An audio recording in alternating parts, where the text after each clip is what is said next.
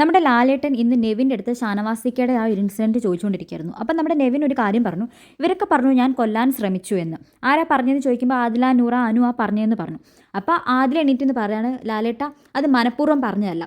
ഇവർ കുറേ വട്ടം ഷാനവാസിക്ക വീണ് കിടന്നപ്പോൾ ഡ്രാമ എന്നൊക്കെ പറഞ്ഞു. അങ്ങനെ കേട്ടപ്പോൾ ആ ഒരു പ്രഷർ കൊണ്ടാണ് ഞങ്ങൾ ജസ്റ്റ് ആ ഒരു ടൈമിൽ അങ്ങനെ വന്നു പോയത്, അത് പറഞ്ഞു പോയത്. നൂറയ്ക്ക് ഗ്യാസ് കയറിയപ്പോഴും ആരെയും ചോദിക്കാനോ, നൂറ ICUലൊന്നും അല്ലല്ലോ. അപ്പോൾ ഇവർക്കിതൊക്കെ ഭയങ്കര സിമ്പിളാണ്. പുള്ളി ഹോസ്പിറ്റലായാൽ ഞാൻ പുറത്ത് പോകും, അതിനുവേണ്ടി ഞാൻ റെഡിയാണ്, എനിക്കൊരു ചുക്കും ഇല്ല എന്നുള്ള രീതിയിൽ നെവിൻ ഭയങ്കര ഒരു ചുക്കും സംഭവിക്കില്ല, എനിക്കൊരു കുഴപ്പവുമില്ല എന്നുള്ള രീതിയിൽ അത് അത്ര ലാഘവത്തോടെ എടുത്തപ്പോൾ ഉള്ള ദേഷ്യം കൊണ്ടാണ് ഞാൻ പറഞ്ഞു പോയത്. നമ്മളെല്ലാവരും ആഗ്രഹിക്കുന്നത് നല്ല ഹെൽത്തി ആയിട്ട് ഇരിക്കാനല്ലേ. ഈ ഫെയിമും പൈസയൊക്കെ മാത്രം പോരല്ലോ, നമുക്ക് ഹെൽത്ത് ഉണ്ടെങ്കിലല്ലേ അവസാനം ഇതൊക്കെ എന്തെങ്കിലും ഉണ്ടായിട്ട് കാര്യമുള്ളൂ എന്ന് പറയുമ്പം നെവിൻ പറയാണ്, ലാലേട്ട എനിക്കൊരു കാര്യം പറയാനുണ്ട്. ഷാനവാസിക്കോട് ഇത്രയും സ്നേഹമുള്ളവരാണെങ്കിൽ ഇവർ ഷാനവാസിക്ക പോയ സമയത്ത് മാത്രമേ ഇവർക്ക് ഭയങ്കര വിഷമം ഉണ്ടായിരുന്നുള്ളൂ.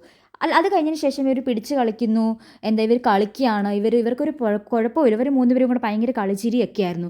ഞാനാണെങ്കിൽ എൻ്റെ ഡ്രസ്സ് വരെ പാക്ക് ചെയ്തെടുത്ത് വെച്ചിരിക്കുകയായിരുന്നു പോവാൻ റെഡി ആയിട്ട്. അപ്പോൾ ഇവർ കളിക്കുന്നത് ഡ്രാമയല്ലേ.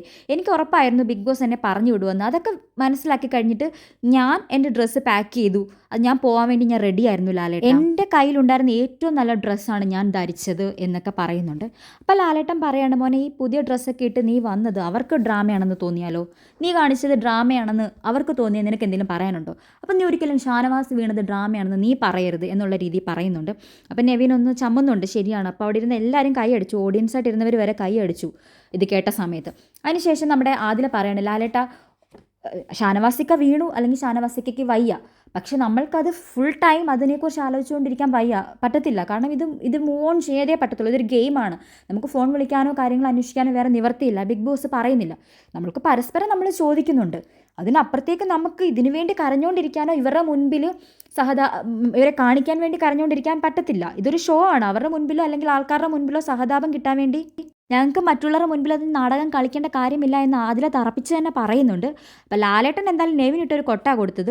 ഷാനവാസിനെ ഹോസ്പിറ്റലിൽ പറഞ്ഞയച്ചിട്ട് നീ പുതിയ ഡ്രസ്സൊക്കെ ഇട്ട് ബിഗ് ബോസ് ഇപ്പോൾ എന്നെ അങ്ങോട്ട് പറഞ്ഞു വിടും, ഞാനങ്ങ് പോകാൻ റെഡിയാണെന്നുള്ള രീതിയിൽ നീ പുറത്തിറങ്ങി വന്നിട്ട് കൂടുതൽ ഡ്രാമയൊന്നും കാണിക്കേണ്ട എന്നുള്ള രീതിയിൽ നൈസായിട്ട് നമ്മുടെ നെവിൻ ഇട്ടൊരു കൊട്ട് കൊടുത്തിട്ടുണ്ട്. അപ്പോൾ നിങ്ങൾക്ക് എന്താ തോന്നിയെന്നുള്ളത് കമൻറ്റ് ചെയ്യുക. അതേപോലെ ചാനൽ സബ്സ്ക്രൈബ് ചെയ്യുക, ഷെയർ ചെയ്യുക, ലൈക്ക് ചെയ്യുക.